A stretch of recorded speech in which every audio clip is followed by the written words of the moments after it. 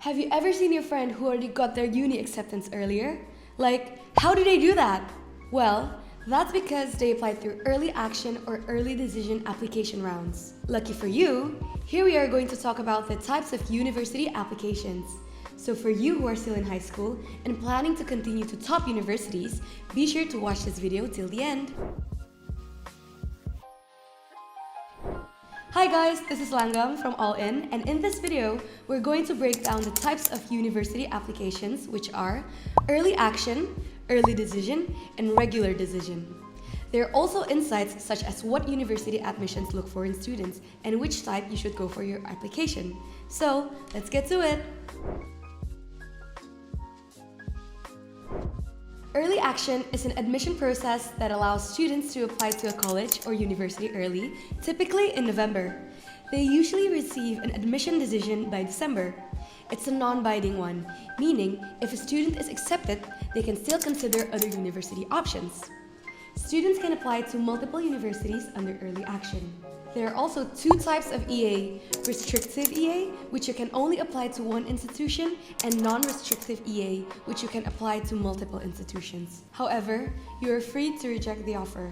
The pros of this are that the admission officer will see you with a strong interest in the university and raise the chances of you getting accepted. Also, since you are going to apply on November 1st and you'll get a decision around December or January, you still have time to compare financial aid. You'll also reduce your stress from waiting for the final decision, as it comes to you early and you can spare more time to prepare accommodation, flights, and other expenses.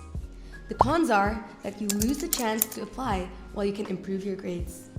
It's as if you take a standardized test, such as the SAT or ACT, but the result hasn't come yet.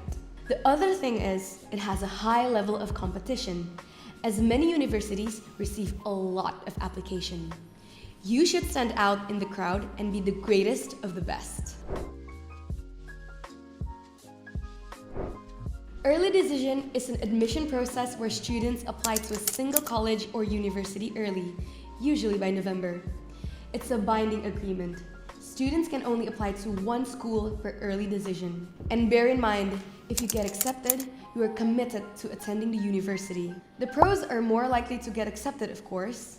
20% to 50% of students accepted into the university are through these early decisions.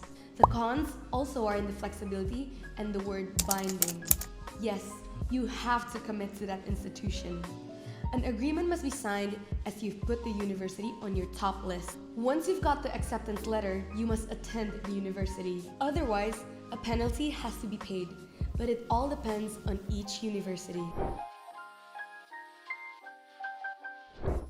Regular decision is the traditional college application process with a later deadline, typically around mid-December or mid-January. Students apply to multiple universities and receive admission decisions by the standard notification date, often in March or April.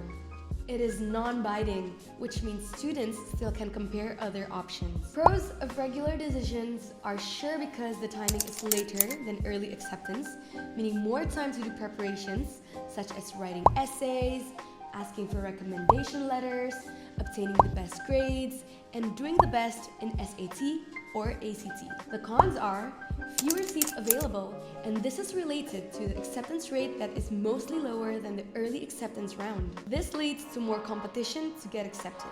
It's also important to know each application's type acceptance rate.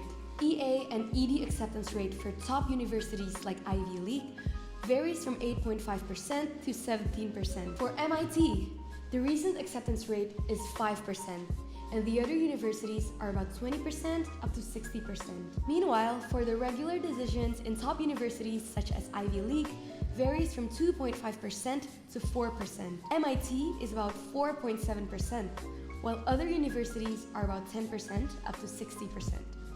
We could underline that early acceptance have a much higher rate, as this is due to the available seats for the class being much more than regular acceptance. Now, the part that you might be waiting for.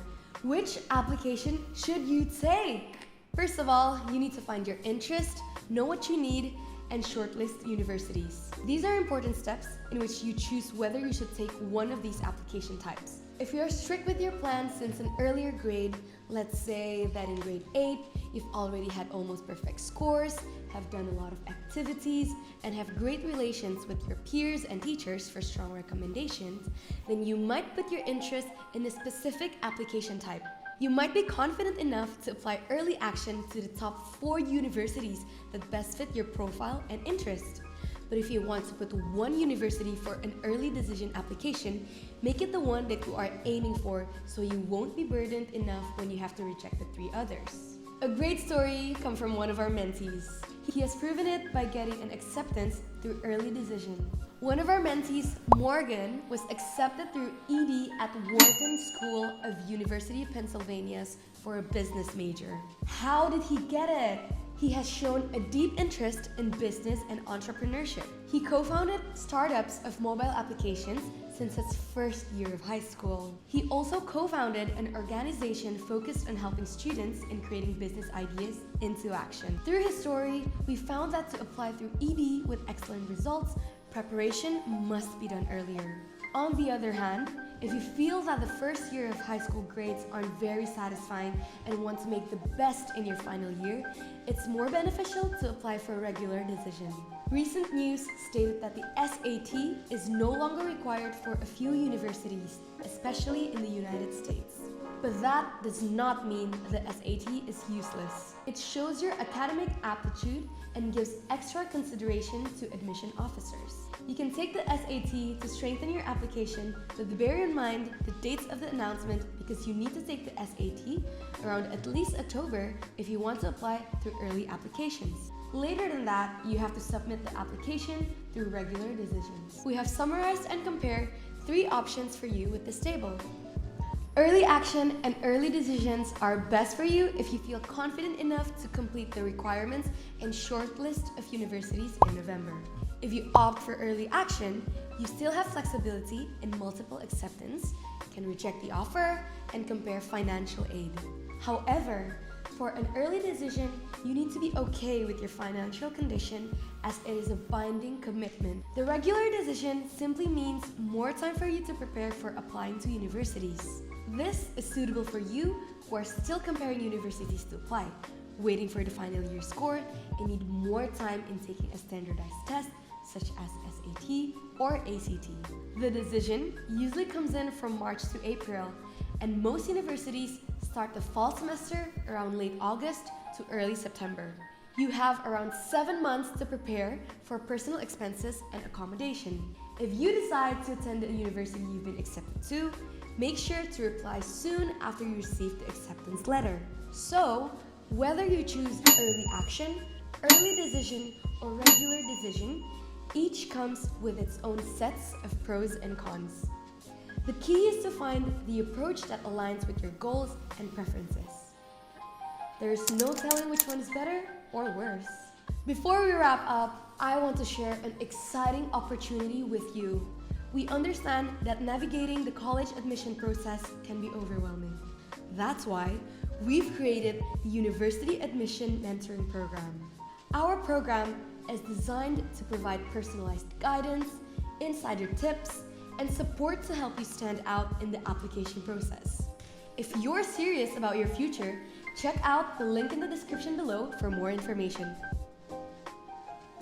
And that's all, folks! If you find this guide helpful, give it a thumbs up and don't forget to subscribe for more valuable content. If you have any questions or want more information about our University Admission Mentoring Program, SAT Prep class, or other programs we have, drop a comment down below. This has been Langgam, and thank you guys for watching, and I'll see you guys in the next video. Bye!